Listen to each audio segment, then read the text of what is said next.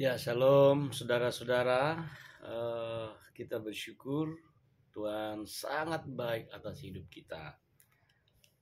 Ya, saat ini saya mau sampaikan firman Tuhan kepada kita semuanya, yaitu siapakah yang boleh datang kepada Tuhan. Siapa saja boleh datang kepada Tuhan. Tetapi pertanyaannya adalah mereka yang berkenan di hadapan Tuhan. Siapa saja boleh datang kepada Tuhan. Tapi mereka yang merendahkan hati kepada Tuhan. Siapa saja boleh datang kepada Tuhan. Tapi mereka adalah orang-orang yang memberikan hidup mereka sepenuhnya kepada Tuhan. Di dalam Mazmur pasal yang ke-15 sangat jelas dikatakan oleh firman Tuhan. Siapa yang boleh datang kepada Tuhan dalam kemahmu? Siapa yang boleh diam di gunungmu yang kudus? Yaitu dia yang berlaku tidak bercelah, yang melakukan apa yang adil dan yang mengatakan kebenaran dengan segenap hatinya, yang tidak menyebarkan fitnah dengan lidahnya, yang tidak berbuat jahat terhadap temannya, dan yang tidak menimpakan celah kepada tetangganya, yang memandang hina orang yang tersingkir, tetapi memuliakan orang yang takut akan Tuhan, yang berpegang pada sumpah walaupun rugi, yang tidak meminjamkan uangnya dengan makan riba, dan tidak menerima suap melawan orang yang tak bersalah. Siapa yang berlaku demikian tidak akan goyah selama-lamanya. Saudara-saudara, dalam kitab Mazmur ini sangat jelas dikatakan bahwa siapa yang boleh datang kepada Tuhan. Tadi di awal sudah berkata bahwa siapapun bisa datang kepada Tuhan. Tetapi dikatakan bahwa Tuhan, siapa yang boleh menumpang dalam kemahmu? Siapa yang boleh diam dalam gunungmu yang kudus? Kalau sudah bicara tentang kemah, itulah bicara tentang kesucian Tuhan, bicara tentang kekudusan Tuhan. Lalu bicara tentang gunungmu yang kudus adalah bicara orang-orang yang layak dan berkenan di hadapan Tuhan. Maka sangat jelas dikatakan di dalam kitab Mazmur pasal 15 ini bahwa orang-orang yang boleh menumpang di kemah Tuhan dan orang-orang yang boleh diam di gunung kudusnya Tuhan adalah yang pertama dikatakan orang-orang yang tidak berlaku bercela. Hidupnya tidak bercela. Hidupnya menjadi teladan. Hidupnya menjadi berkat.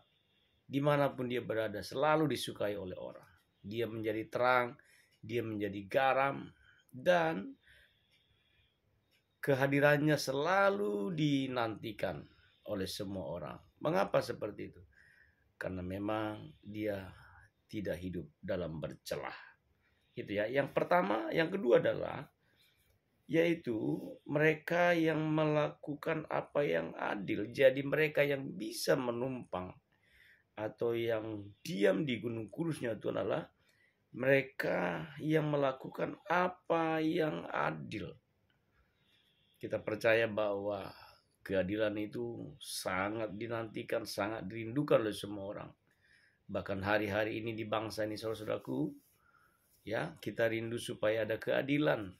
Jangan sampai ya tajam ke bawah tapi tumpul ke atas. Tetapi keadilan itu harus ada pada kita, siapapun orang yang kita jumpai. Contoh ketika kita diperhadapkan untuk memutuskan sesuatu dalam persoalan atau perkara. Jika kita bisa menimbang dan minta hikmat dari Tuhan, maka kita akan mengerti mana yang salah, mana yang benar. Maka kita sebagai orang percaya, nah Tuhan harus mengadili seadil-adilnya karena roh Tuhan ada pada kita. Maka kita harus memutuskan, mengambil satu keputusan, mau siapa itu, mau teman kita, mau orang terdekat kita, mau sahabat kita, bahkan keluarga kita sekalipun. Jika memang dia harus bersalah, kita katakan salah. Tetapi jika pun dia benar, kita katakan benar. Jadi mereka adalah orang-orang yang melakukan apa yang adil. Dan yang ketiga, yaitu mereka yang mengatakan kebenaran dengan segenap hatinya. Kita butuh hari-hari ini dan bangsa ini butuh orang-orang yang menyatakan kebenaran dengan segenap hati. Ya, tidak ada tipu daya. Ya, tidak ada kebohongan dalam hidupnya. Ya kalau memang itu benar ya katakan benar, kalau memang itu salah katakan salah. Tetapi tentu adalah dengan segenap hati, tidak ada keraguan, ya. Dia menyatakan kebenaran itu bukan karena dipaksa, bukan karena ada syarat, bukan, tetapi dia menyatakan kebenaran itu dengan segenap hatinya. Lalu yang berikutnya, mereka yang tidak menyebar fitnah dengan lidahnya. Saudara berhati-hati, kita ini anak-anak Tuhan, mulut kita diurapi Tuhan. Kalau kita tidak tahu jelas, kalaupun kita tahu perkara atau duduk perkara itu, lebih baik kita tidak usah mengucapkan hal-hal yang tidak baik. Ya, apalagi namanya menyebar fitnah. Artinya sesuatu yang tidak jelas kita sampaikan, ya, kita sebar, kita gosip, ya, kita ngomong sama orang. Padahal itu belum tentu benar. Maka mulut kita harus kita jaga.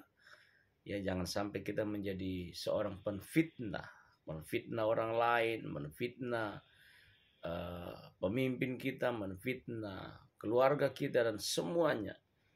Maka mereka yang tidak menyebar fitnah dengan lidahnya, maka dikatakan merekalah yang boleh menumpang dan diam di gunung Tuhan yang kudus.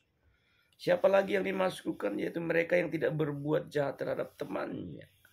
Kalau saudara berteman dengan seseorang, jadilah baik.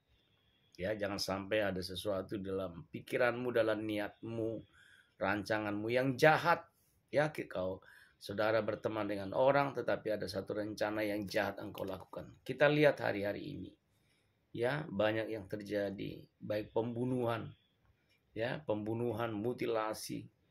Lalu waktu diselidiki ternyata yang membunuh itu bukanlah orang jauh, tapi orang terdekatnya. Tapi hari ini firman Tuhan berkata, supaya engkau layak menumpang di kemahnya Tuhan. Engkau berdiam di gunungnya kudus Tuhan. Jangan sampai engkau berbuat jahat terhadap temanmu. Jangan ada rencana jahat. Tuhan tidak menginginkan itu. Lalu mereka yang menimpakan celah kepada tetangganya. Saudara mungkin punya tetangga, ya, latar belakang yang berbeda, sikap yang berbeda, tetapi tetap harus menjaga bahwa itulah tetangga dekatmu yang selalu bersama dengan engkau. Maka kita sebagai tetangga tidak boleh menimpakan celah, tidak boleh menimpakan keburukan, kejelekan, lalu kita mengata-ngatai tetangga kita kepada orang lain. Lebih baik kita banyak berdiam diri saja. Lalu mereka yang memandang hina orang yang tersingkir. Kalaupun ada di sekitar kita ada orang yang hina, ya, orang yang mungkin belum berkesempatan mereka memiliki seperti apa yang saudara miliki, tetapi saudara sebagai anak-anak Tuhan, kita tidak boleh menghina orang yang diciptakan oleh Tuhan. Ya, apalagi menghina orang yang tersingkir. Ya, contoh saudaraku, ketika saudara punya anak ada 2, lalu ketika mereka mengikuti ujian untuk kenaikan kelas, lalu anak pertama saudara lulus dan nilai yang memuaskan, tetapi anak nomor 2 ya dia tersingkir. Tetapi saudara jangan menghina dia, justru saudara harus memeluk dia, mendorong dia, memotivasi dia, karena masih banyak waktu untuk dia lakukan dan menjadi yang terbaik. Dan tetapi kita harus memuliakan orang yang takut akan Tuhan dan berpegang pada sumpah walaupun rugi. Memuliakan orang yang takut Tuhan, yang melayani di ladang Tuhan. Ya, apakah itu sebagai gembala, sebagai hamba Tuhan, sebagai pemimpin dalam gereja, keluarga, kita harus memuliakan. Jangan sampai saudara menghina, menggerogoti, menyentuh, ya. Jangan sampai saudara menyentuh jubah di mana dia dipercayakan Tuhan untuk melayani. Apakah dia sebagai pendeta atau sebagai gembala, pemimpin. Saya mau berkata kepada saudara, jangan sesekali saudaraku menghina dia, tapi justru harus memuliakan orang tersebut. Kenapa? Karena orang itu sudah dipilih Tuhan dan dia memberi hidupnya untuk dipanggil Tuhan dan melayani Tuhan. Dan semuanya dengan segenap hatinya dia melayani Tuhan, maka selayaknya kita harus memuliakan orang tersebut. Dan jangan berpegang pada sumpah walaupun rugi. Jangan dikit-dikit sumpah. Sumpah. Sumpah. Saya mau berkata kepada saudara, kalau ya katakan ya, kalau tidak katakan tidak. Di luar daripada itu berasal daripada iblis. Anak-anak Tuhan selalu berkata benar. Apakah itu ya atau tidak. Jadi selalu ada jawaban yang tegas. Ada pilihan yang harus kita sampaikan. Tidak boleh ngambang, tidak boleh abu-abu. Lalu mereka yang tidak meminjamkan uang dengan makan riba dan tidak menerima suap melawan orang yang tak bersalah. Ya, Tuhan benci dengan orang yang seperti ini. Tetapi saudaraku, saya mau berdoa kepada saudara supaya Tuhan berikan kekuatan engkau sehingga mendapatkan pekerjaan. Jika saudara masih ada di dalam itu, saudara cepat bertobat dan berbalik kepada Tuhan. Ingat, siapa yang tidak butuh? Ya, semua juga butuh, semua juga kekurangan. Tapi saya berkata kepada saudaraku, kembali kepada jalan Tuhan yang benar.